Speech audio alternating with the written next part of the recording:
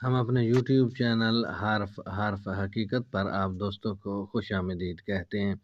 آج کی اس ویڈیو میں ہم جاننے کی کوشش کریں گے کہ معاشرے کو کیسے خوشگوار بنایا جا سکتا ہے اور اپنی زندگی کو بہترین بنانے کے وہ کون سے اصول ہیں جن پر ہم عمل کر کے اپنی زندگی کو خوشگوار اور چار چاند لگا سکتے ہیں۔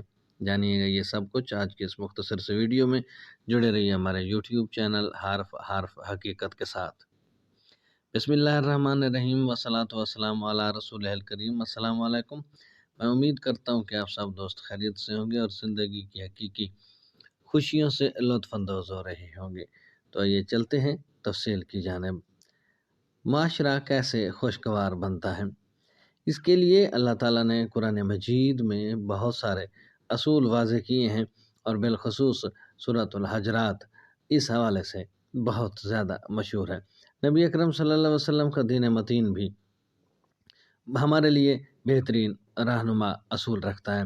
اسلام پر عمل کر کے ہم اپنی زندگی کو بھی اطمینان سے بھرپور بنا سکتے ہیں اور معاشرے کو بھی خوشگوار۔ سورۃ حجرات میں اللہ تعالیٰ نے کس قسم کے احکامات دیے ہیں جو ہمارے معاشرے کے لیے بہترین ہیں۔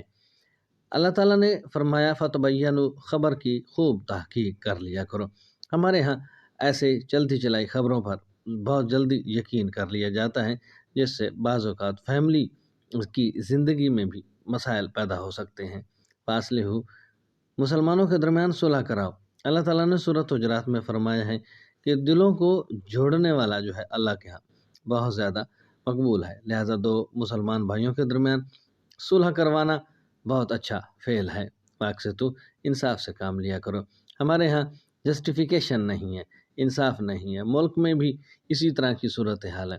اگر لوگوں کو معاشرے میں انصاف ملے تو معاشرہ امن کا گہوارہ ہو سکتا ہے۔ لا یسخر، ایک دوسرے کا مذاق نہ اڑایا کرو۔ جیسا کہ آج کل ہماری زندگی میں دیکھتے ہیں کہ معاشرے میں دوسروں کو الٹے ناموں سے پکارنا اور ان کی تصحیح کرنا وتیرہ بنا ہوا ہے۔ اس حوالے سے ہمیں کوشش کرنی چاہیے کہ ہم ایک دوسرے کا مذاق نہ اڑائیں۔ ولا تلمزوا، ایک دوسرے کو تانے نہ دیا کرو۔